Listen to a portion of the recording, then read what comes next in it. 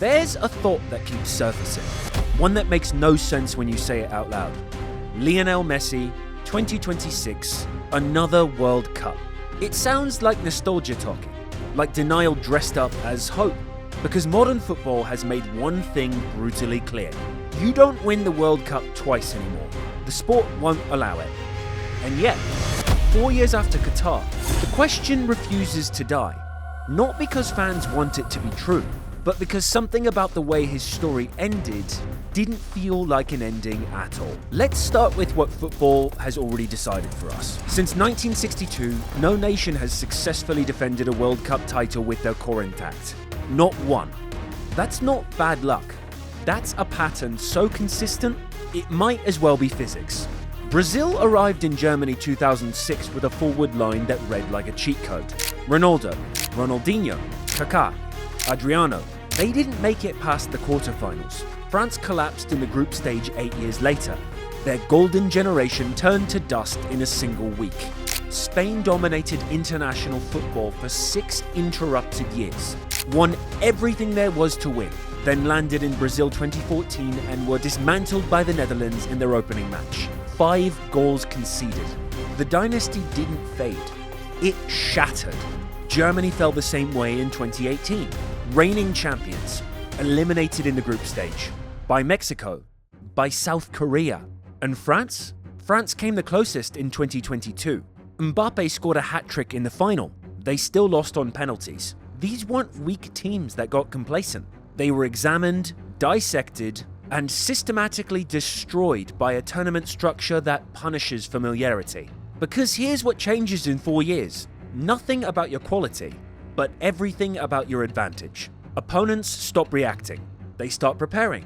Every tactical tendency gets mapped. Every weakness gets tested. Every player gets older, slower, more predictable. The World Cup doesn't reward the best team anymore. It rewards the team nobody's figured out yet. That's the rule. That's the wall nobody climbs twice. So why are we still talking about Messi? Because Qatar 2022 wasn't supposed to feel incomplete. It was supposed to be the perfect ending. For 15 years, every World Cup had the same narrative. Messi arrives, Messi creates magic, Messi falls short. The debate reignites. Is he really the greatest if he can't win the one trophy that defines legends? The pressure wasn't just about winning. It was about closing an argument that followed him everywhere. At club level, the case was already settled. But with Argentina, every tournament became a courtroom. Every missed chance became evidence. Every lost final became a question mark that never disappeared. You could see it in his face before Qatar. The weight wasn't about ability anymore. It was about proof, about finally, definitively, ending the conversation.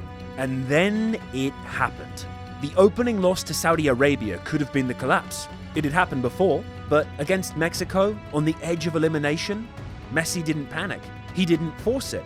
He waited for one moment, one strike from distance, and the entire tournament shifted in that instant. What came after wasn't domination, it was control. Against the Netherlands, he didn't run himself into the ground. He slowed the game down, made it emotional, made it unbearable for them. Against France in the final, he didn't chase the match. He appeared exactly when it mattered. Twice in regular time, once in extra time. Each moment perfectly timed. When the trophy was lifted, the pressure vanished immediately, not gradually. Instantly, the debate ended. The weight disappeared, and Messi became someone different. But here's what nobody expected. Winning didn't close the story. It opened a new chapter nobody knew how to read. Because once the pressure disappeared, Messi stopped playing like someone with something to prove. He stopped forcing moments, stopped needing to be everywhere. He became selective, calculated, and efficient. Most players decline when the pressure stays. Messi became more dangerous when pressure left. And that changes everything about 2026. Here's the part that quietly rewrites the entire equation. Argentina doesn't need Messi to carry them anymore. And I don't mean that as disrespect. I mean it as evolution. Under Lionel Scaloni, Argentina stopped being a team waiting for rescue. They became a machine with Messi as the finishing mechanism, not the engine. Look at the midfield structure. Rodrigo de Paul doesn't create. He destroys opposition attacks and wins the ball back. Enzo Fernandez doesn't dribble past 5 players. He controls tempo, circulates possession, dictates when to accelerate. Alexis McAllister links everything together and arrives late into dangerous areas. That triangle creates constant protection. It means the game doesn't collapse onto Messi's shoulders when things go wrong. Out wide, the workload he used to carry alone is now distributed. Julian Alvarez presses relentlessly, stretches defenses vertically, creates space Messi doesn't have to manufacture himself anymore. Nahuel Molina and Nicolas Tagliafico provide width without forcing Messi to drift deep just to create passing angles. This is what people miss when they talk about Messi's age. He doesn't need to play 90 minutes at full intensity anymore. He doesn't need to drop into his own half to organize build-up. He doesn't need to track back when possession is lost. He waits. He reads. He appears when the match reaches its inflection point. Long stretches can pass where Messi barely touches the ball, and Argentina remains completely in control. That's not a weakness. That's tactical maturity. Messi is no longer the lifeline. He's the blade that finishes what the system starts. Quick one. If football means as much to you as it does to me, tap subscribe and stay with the channel because it goes a long way for us. Alright, here's where it gets interesting. Systems don't stay hidden forever, and that's where the second wall appears, the one that might be even harder to climb than the first. When Argentina arrived in Qatar, they had something rare: tactical unpredictability. Opponents knew Messi's quality, but they didn't know how Scaloni would structure around him under pressure. Roles were flexible, patterns shifted match to match.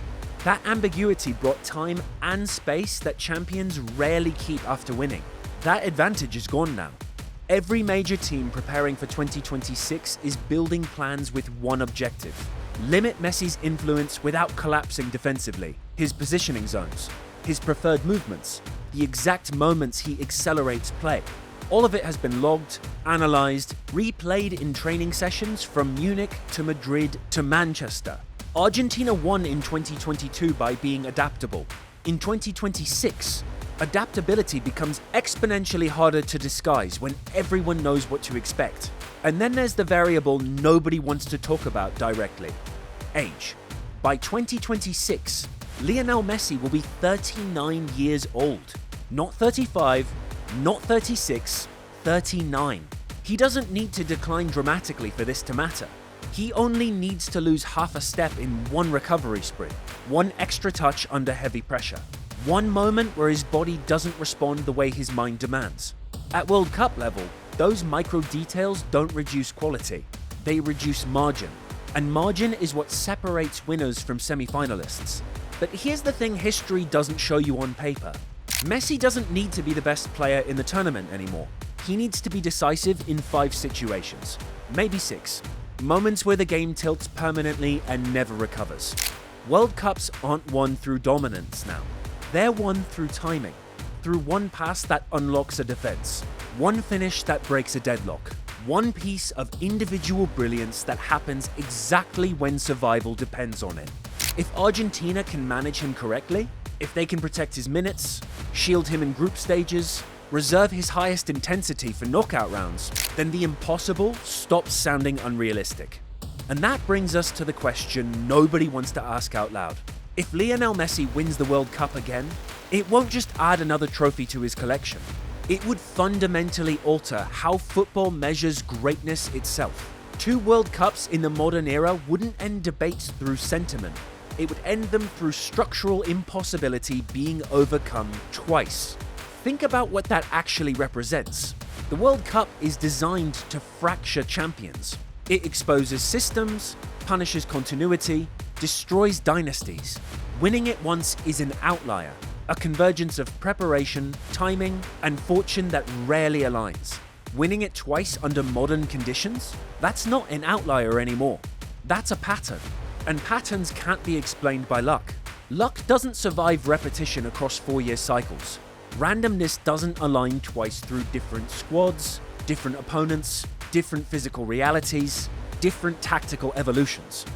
If it happened again, the explanation wouldn't be fortune or destiny or magic, it would be inevitable under pressure. For Messi, that would mean something almost unsettling. His career wouldn't just represent excellence within football's boundaries. It would represent a complete breach of those boundaries. A player doing twice what modern football explicitly prevents. Not just winning, repeating. Breaking the one rule the sport has enforced without exception for over 6 decades. And here's why that matters beyond trophies and records. It would force football to reconsider what it thinks is possible.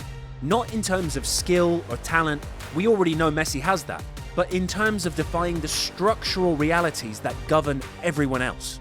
It would mean one player found a way to exist outside the constraints that apply universally, that his understanding of the game operates on a level the sport itself hasn't accounted for. So here's where we actually are. The question isn't whether Messi will win in 2026. The question is why it still feels possible when everything we know about football says it shouldn't be. Why does the thought refuse to disappear? Why does the idea survive contact with logic, with history, with the cold reality of what modern tournaments do to defending champions? Maybe it's because Qatar didn't feel like closure. Maybe it's because the system around him finally works. Maybe it's because he's the only player in history who makes the impossible feel like a reasonable prediction. Or maybe it's simpler than that. Maybe it's because we've watched him break every other rule football tried to enforce.